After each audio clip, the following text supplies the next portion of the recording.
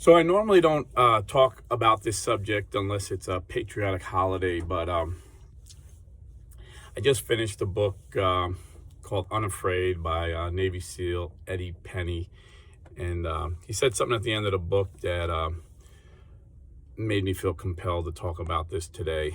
And years ago, I thought about a parable to go along with this subject that I never really shared with anybody, and I just feel now is the time to share it. So, Unafraid is a story about a Navy SEAL named Eddie Penny, and he was going through Navy SEAL training, BUDS, it's their basic training, when 9/11 happened. So he basically spent his whole entire career in war, and he watched his closest friends get killed. And when he retired, he started his own business, a successful entrepreneur.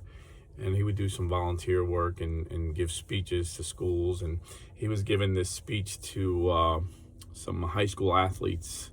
I think at his high school he actually went to. And he said one of the students asked him a surprising question. He said, do you get offended when people kneel during the National Anthem? He said, of course I get offended. It's highly offensive. And the kid said, why? You know, we have freedom of speech. That's our freedom.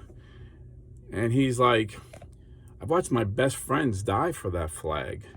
He said, I was at my closest friend's funeral, and I watched his wife and children crying when they were handed a folded flag. And his son was so young, that's all he'll have to remember his dad by is that flag. And you're going to disrespect that flag that represents my friends? Of course it's offensive.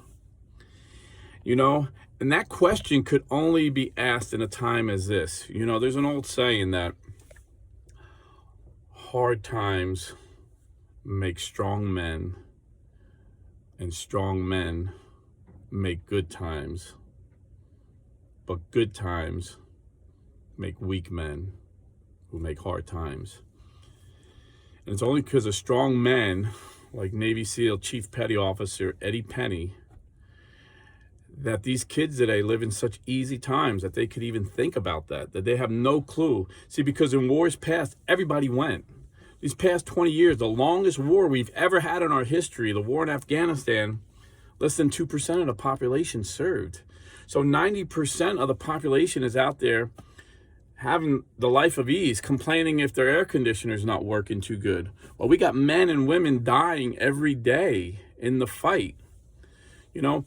And I think the problem is they don't know the history. They don't know the history of the flag. They don't know the history of the country, because as it was just evident just a couple days ago when it came out about the University of Pennsylvania and the office with Biden and his documents. I'm not going to get into that, but came out that Biden's think tank received $50 million from communist China, and University of Pennsylvania receives an additional $77 million.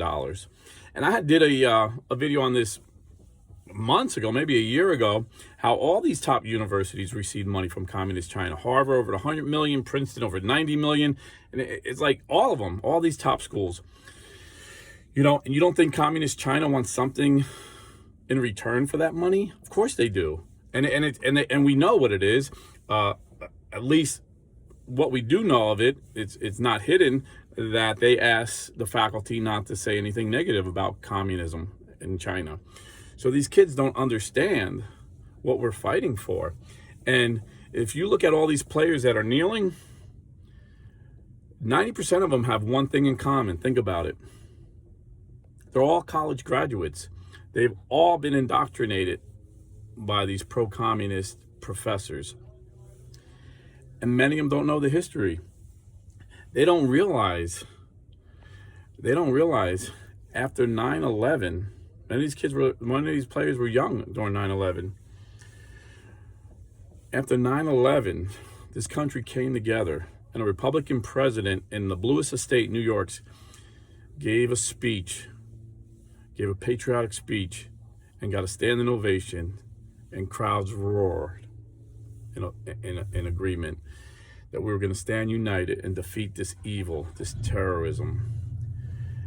I had a friend who was a fireman in New York City at the time, and he said there wasn't a fireman or a cop that could buy a drink in New York City because everybody in the bar would buy a drink for them. They were honored for their service and for their sacrifice. The first football game after 9/11, the New York Giants all ran out waving American flags. And the crowd roared, waving American flags. American flags were everywhere. You couldn't buy an American flag. They were sold out. We were united. We were united around that flag. Can you imagine if someone kneeled that Sunday after 9/11 at a football game? They don't understand the history, why we stand. They don't understand the history of why we stand. You see, in World War I,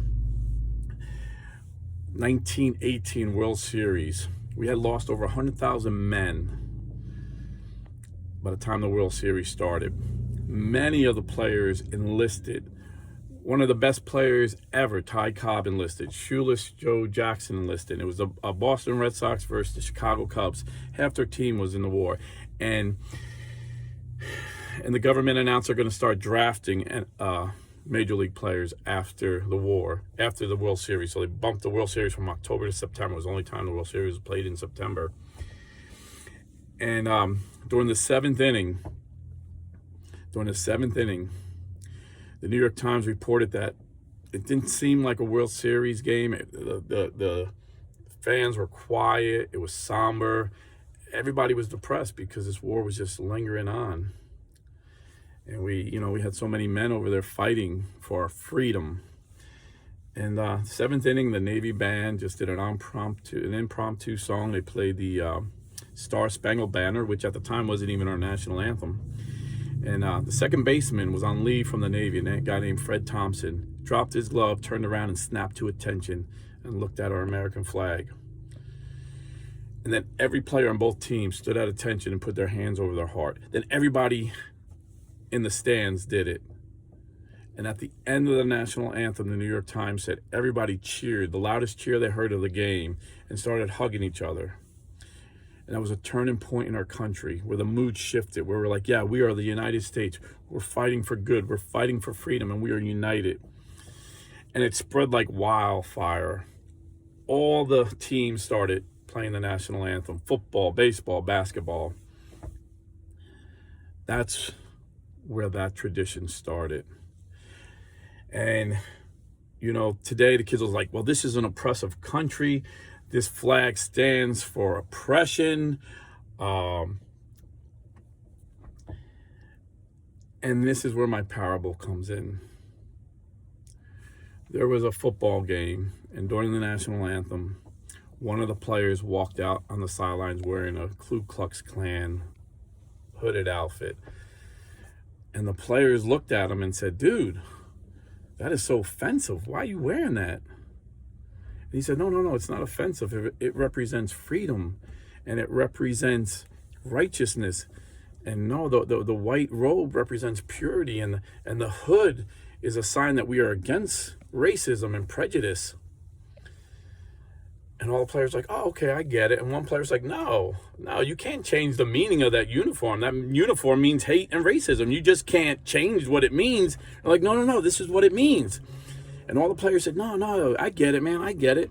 And all the players but one started coming out every game wearing a KKK uniform. And then it spread to young high school teams because they wanted to be like their pro counterparts. The guys they look up to. And then it started in the stands. All the fans started wearing this KKK outfit. But there was one player who was like, no, you just can't change the meaning. That KKK outfit stands for racism, and I am highly offended. And then everybody was offended at that one player who wouldn't wear the KKK outfit, and he was labeled a racist and an extremist, and he was canceled because he refused to wear a Ku Klux Klan outfit. That's how ridiculous it is to us veterans when we see people kneel for the United States of America flag because they say it's offensive. It represents oppression and tyranny. When the records of the first Memorial Day celebrations tell us that there were freed African-American slaves that went to the Union soldiers' graves, put flowers on their graves, and marched around singing prayers and hymns, holding American flags. because they knew that American flag represented their freedom. It took down the Confederate flag. That American flag represented all the men who died for their freedom. Because you see, during that time, slavery was normal. There were slaves in every country. Even though it was evil, it was the way of life everywhere. There were more slaves in Africa and Asia than there ever was in America. There was more slaves in Europe. The word slave comes from the word Slavic, because there were so many Slavic slaves that it just came synonymous with these Slavic people who are the modern day Polish people.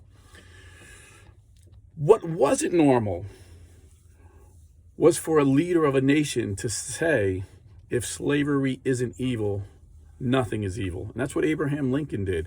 What wasn't normal was for hundreds of thousands of free men to die for slaves, which happened during the Civil War. And that's what the American flag stands for freedom. You know, they don't even understand why the Star-Spangled Banner was written. The Star-Spangled Banner mentioned slaves, like I said, because it was normal back then. But the Star-Spangled Banner was written during the War of 1812, when there was going to be a prisoner exchange. The British ship off the coast of Fort McHenry had their cannons aimed at Fort McHenry, and Francis Scott Keys, a young lawyer, went over there on a little dinghy boat to the captain and said, hey, I'm here for the prisoner exchange. We have some of your prisoners and we just want a fair exchange for ours. And he said, well, you know, you can go down and talk to these guys, but that's all academic at this point. He's like, what are you talking about? He goes, look, see all those ships around me? And there were hundreds. On my command, they're going to bomb that fort. And we're going to take over that fort. And Francis Scott Key said, well, you know, there's women and children on that fort. You can't do that. And he said, no, that's okay. We already sent a messenger over. You see that flag over the ramparts? If they lower that flag, we'll stop the bombing. So Francis Scott Keys went down and talked to the men, and they were in shackles, dirty, filthy, hungry. And he said, listen, they're going to start bombing here soon. And if we lower the flag, they're going to take over. And we're all going to be slaves. We're all going to be prisoners.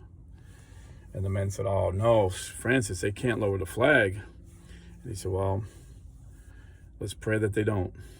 And they said, well, go up and see what's going on, Francis. So Francis went and watched the bombing through the night.